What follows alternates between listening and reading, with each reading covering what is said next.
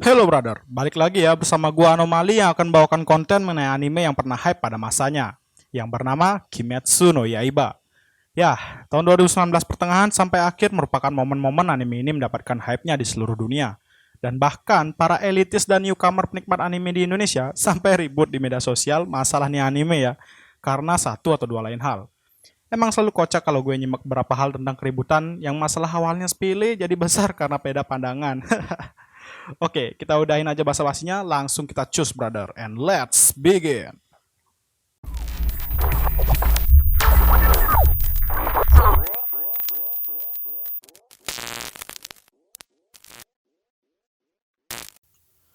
Kimetsu no Yaiba, anime yang dirilis pada tanggal 6 April 2019 dan berakhir pada tanggal 28 Maret 2019 dengan jumlah 26 episode. Salah satu anime yang hype di zamannya karena katanya ini anime sangat fenomenal dari berbagai macam aspek, khususnya episode 19-nya. Berawal dari main karakter yang bernama Kamado Tanjiro, sejak kematian ayahnya, beban menghidupi keluarga telah berada di pundak Tanjiro. Meskipun hidup dalam kemiskinan di pegunungan terpencil, keluarga Kamado dapat menikmati kehidupan yang relatif damai dan bahagia. Sampai pada akhirnya, Tanjiro ditunjukkan dengan pemandangan yang mengerikan. Ya, seluruh keluarganya telah dibantai. Lebih buruk lagi, satu-satunya yang selamat adalah saudara perempuannya, yaitu Nezuko, yang telah berubah menjadi iblis yang haus darah.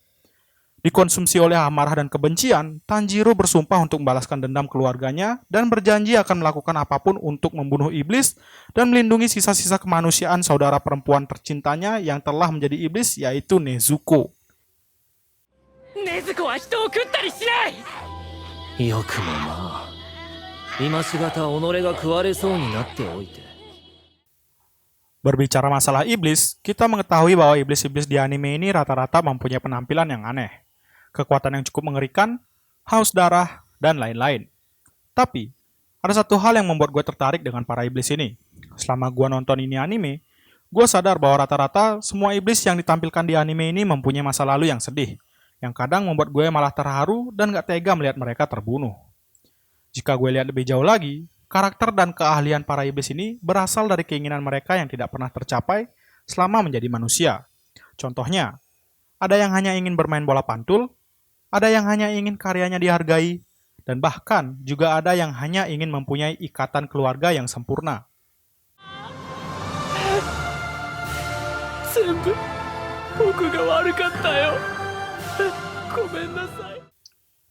Meskipun mereka merupakan iblis yang telah banyak membunuh manusia, tapi kalau diperlihatkan masa lalu seperti itu kan jadi dilema ya, antara kasihan dan gak tega buat membunuh para iblis ini.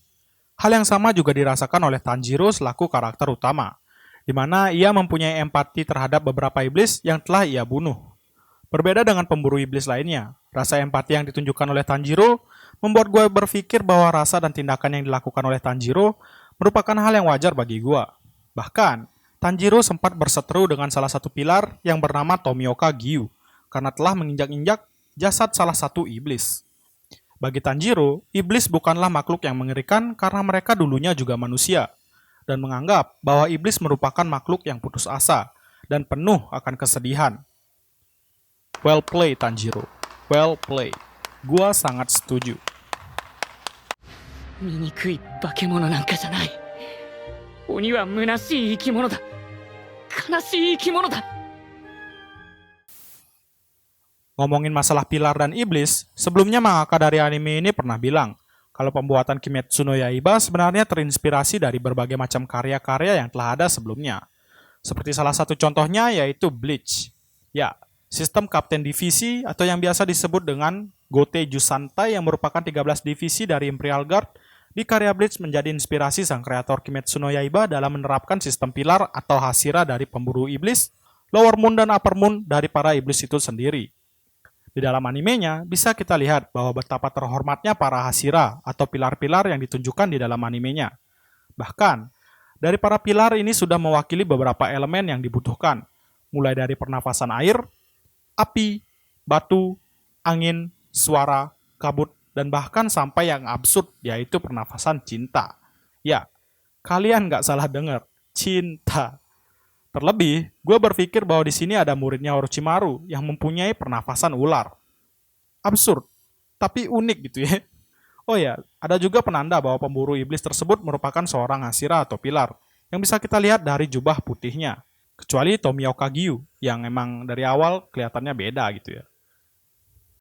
いつまで寝てんだ、さっさと起きねえか。柱の前だぞ。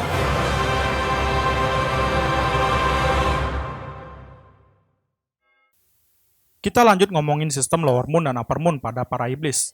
Selama nonton anime ini, kita bisa lihat ya bahwa para iblis Lower Moon mempunyai tanda di matanya.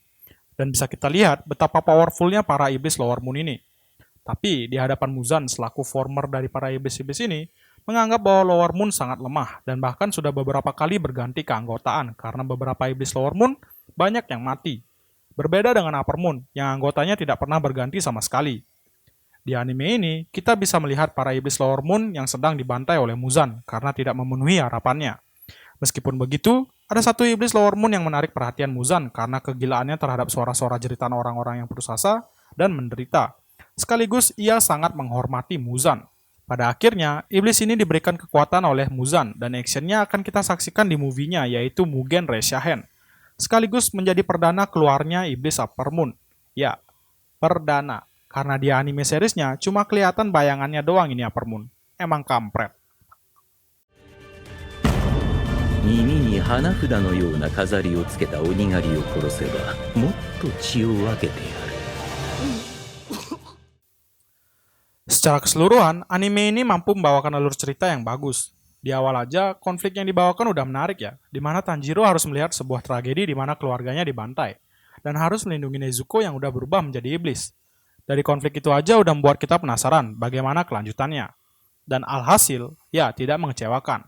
Bukan hanya konflik-konflik menarik yang ditawarkan, tetapi di anime ini juga menawarkan beberapa komedi ringan yang terkadang membuat gue tertawa dengan tingkah laku beberapa karakternya. Pembentukan karakter di anime ini juga tidak tergesa-gesa. Semuanya diceritakan dengan sangat hati-hati dan detail. Apalagi kalau kita berbicara si trio Sableng, yaitu Tanjiro, Zenitsu, dan Inosuke. Yap, kombinasi mereka emang pas banget. Selalu bikin kocak dan terkadang bisa berbuat hal yang random di beberapa situasi. Kesan sedih juga tidak terlepas dari beberapa karakter tersebut, yang selalu membuat gue merasa terharu di setiap scene. Entah itu dari perjuangan Tanjiro, entah masa lalu Zenitsu, atau masa lalu Inosuke yang masih terasa samar-samar. ごめんね。ごめんね、Inosuke. Meskipun di anime ini tidak menawarkan scene pertarungan yang full action, tapi berkat adanya Ufotable, The Unlimited Budget Works, selaku studio yang menggarap Kimetsu no Yaiba, membuat scene pertarungan yang fast-paced menjadi sangat wah banget. Dari segi pergerakan animasi dan efek-efek yang diberikan. Gua nggak akan munafik masalah ini, dan emang secara pribadi, gua sangat suka dengan efek-efek pertarungan dan pergerakan animasi yang dibawakan oleh Kimetsu no Yaiba. Dan tentu saja, elemen tersebut berhasil diwujudkan oleh studio Ufotable. 雷の呼吸一の型霹靂一閃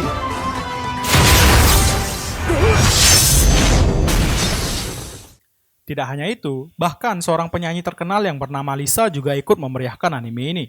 Mulai dari opening sampai endingnya juga diisi oleh Lisa. Secara tidak langsung, membuat para fans Lisa di seluruh dunia yang kebetulan suka anime bakal nontonin Kimetsu no Yaiba pastinya. Mungkin hal ini yang membuat Kimetsu no Yaiba banyak ditonton, dan bahkan manganya sampai menjadi yang terlaris pada tahun 2020 dan berhasil mengalahkan dan menggeser kepopuleran One Piece di peringkat 1. Ya nggak salah sih, emang dari berbagai macam aspek Kimetsu no Yaiba memiliki keistimewaan tersendiri bagi penontonnya. Tapi secara pribadi, ketimbang lagu opening dan ending yang dibawakan oleh Lisa, gue lebih tertarik dengan back sound yang dibawakan di setiap scene-scene tertentu. Biasanya, back sound yang epic di anime ini akan muncul ketika terdapat scene masa lalu karakter atau kestrugglean salah satu karakter dalam scene pertarungan melawan iblis. Gue nggak bisa bohong, back sound yang disuguhkan di anime ini mempunyai ciri khas yang Jepangan banget, yang membuat back sound ini pas banget dengan tema animenya. Bahkan, saking sukanya dengan back sound-nya, gue sendiri sampai download semua back sound yang ada di anime ini. Dan gue sering puter itu berulang kali sampai bosan. 家族の仇を討つこともできない。いや、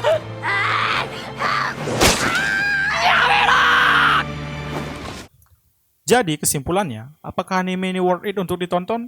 Ya, anime ini very worth it untuk ditonton.